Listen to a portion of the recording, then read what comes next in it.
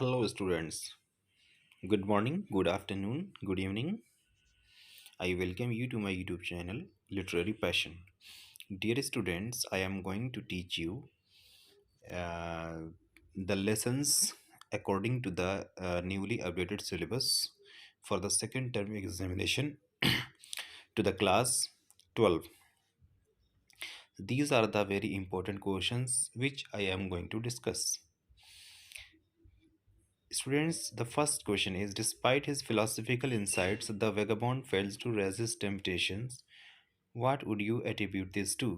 Explain with reference to any instance from the text. इसमें ये dear पूछा जा रहा है कि जो रेड ट्रैप पेडलर था उसके अंदर फिलोसफिकल इंसाइट्स थे। फिलोसफिकल का मतलब होता है कि दार्शनिक, इंसाइट्स का मतलब होता है इंट्यूशन या अंतर्दृष्टि या देखने की क्षमता। तो वो जो रेड ट्रैप पेडलर था उसकी सोच बड़ी फिलोसफिकल थी, दार्शनिक किस्म का था। द और वो वैगाबॉन्ड का मतलब होता है हमारा हमारा या फिर जिसका अपना घर नहीं होता या फिर इधर उधर टहलने घूमने वाले को वैगाबॉन्ड कहते हैं। तो वो क्या है, अपने टेम्पटेशन को रेजिस्ट करने में फेल हो गया। टेम्पटेशन का मतलब होता है लालच, उसको रोक पाने में वो क्या हो गया, असफल हो गया, फेल हो गया। तो आप इसका क्या कारण मानते हैं?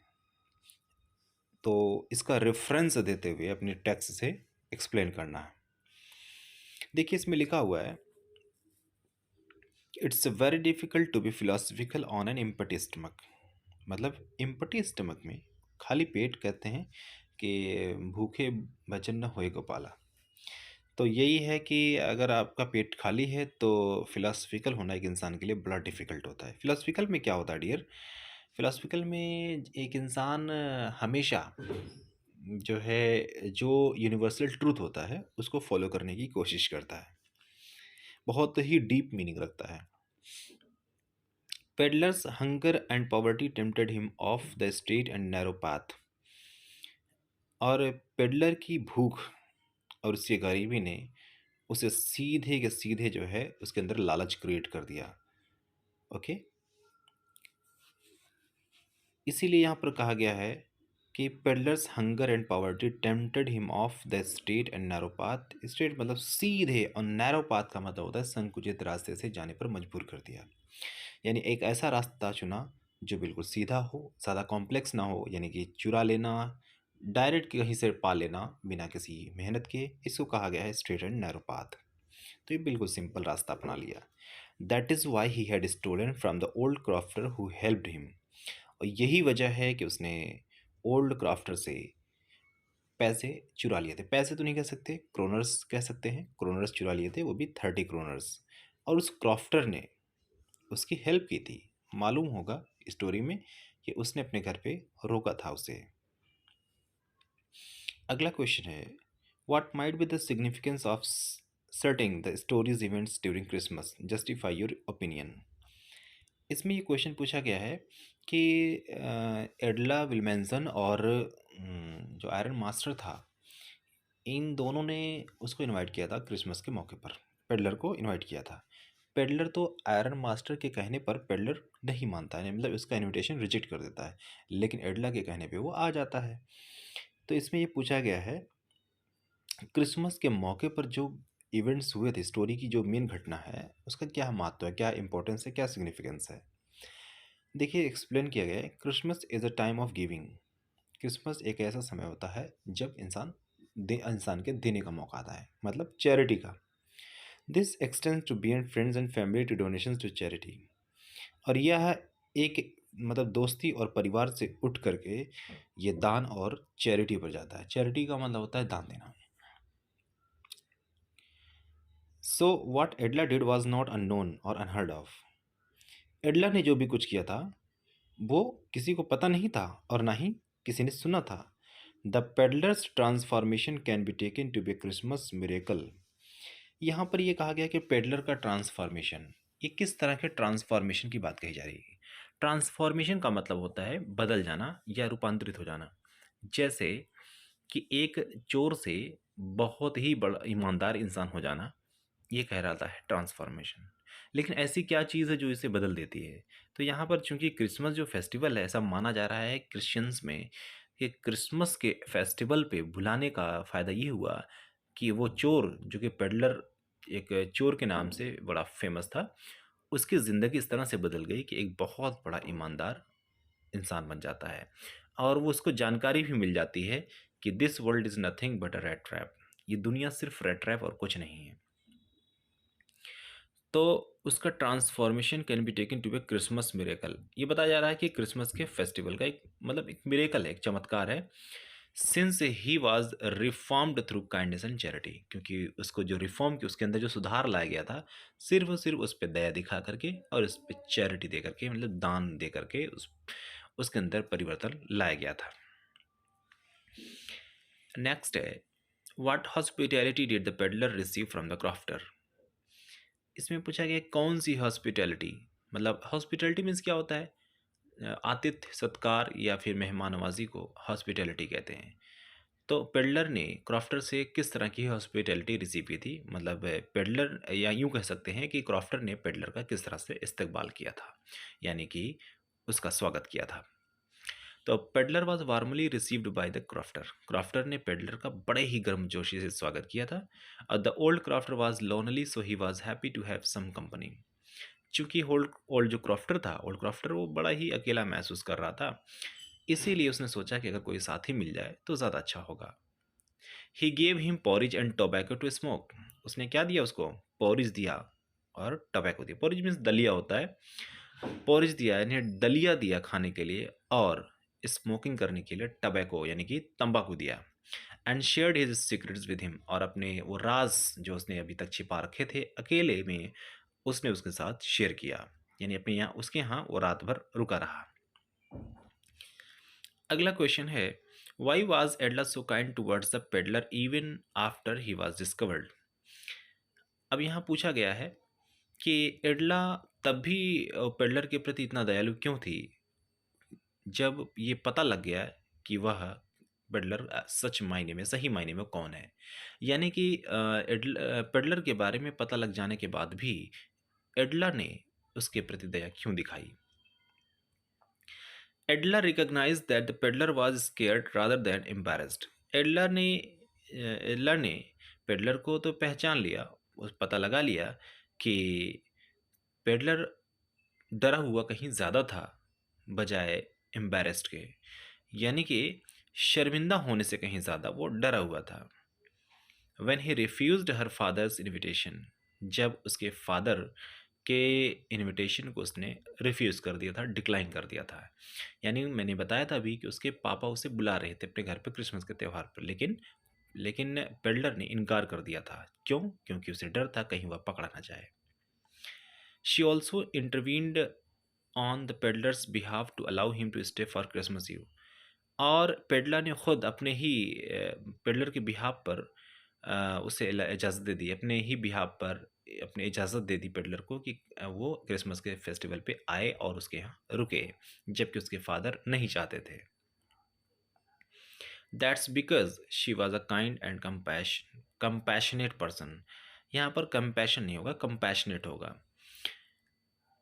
और यही रीज़न है कि वह पेडलर के प्रति बड़ी दयालु थी और बड़ी ही कंपैशनेट थी। कंपैशनेट का मतलब भी दयालु होता है। नेक्स्ट क्वेश्चन है, what made the peddler reject the iron master invitation to his manor house. अब यहाँ क्वेश्चन पूछा गया है कि ऐसी कौन सी चीज़ है जिसने पेडलर के माइंड में ये बात डाल दी कि आयरन मास्टर की इनविटेशन को रिजेक्ट कर दे, जो कि उसके मैनर हाउस में जाना है। यानी कि पेडलर जो आयरन मास्टर था उसका घर था मैनर हाउस, और आयरन मास्टर ने पेडलर को इनवाइट किया अपने मैनर हाउस पे, लेकिन पेडलर ने रिजेक्ट कर दिया। तो ऐसे वो कौन सी चीज़ थी, ऐसा क्या पेडलर के माइंड में आया जिसकी वजह उसने रिजेक्ट कर दिया। आंसर देखें, the peddler rejected the ironmaster's invitation because he knew that he would be discovered as not being captain on his tail and he also had stolen money with him.